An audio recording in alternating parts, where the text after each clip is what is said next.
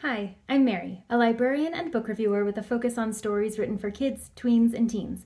Today, I get to share with you this book called Moraline, written by Cynthia Alfonso Fior.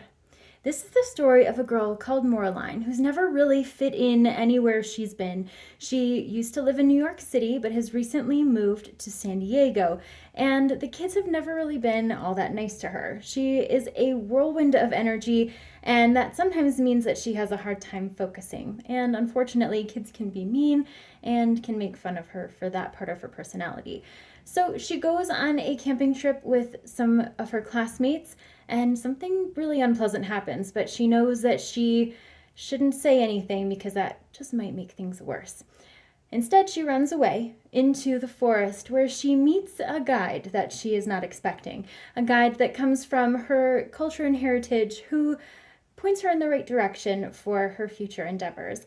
When she gets back to school, she starts meeting some new friends and building a world around herself that she has more control over, and that makes the world around her a better place.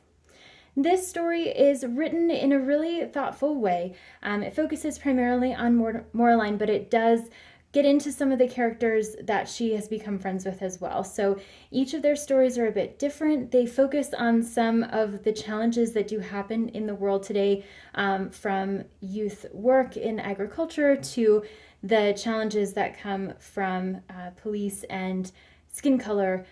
So there are some challenging things that go on in this book, but Moraline and her friends really have a positive relationship that shows up time and time again as they support one another, as they try to understand one another, even though their backgrounds are different.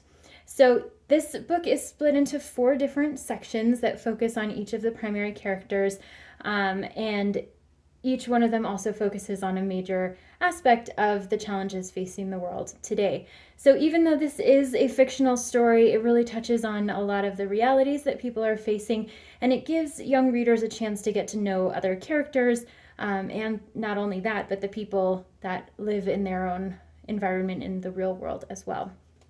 So there are occasional images in here, illustrations, maps, things like that.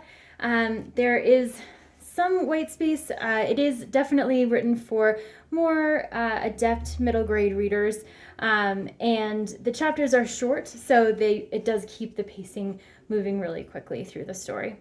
So this is an excellent book for readers who are into social change, into the unity of the world, not only from people but also animals and the environment as well. If this sounds like a great fit for you, I hope you look for it at your favorite bookstore.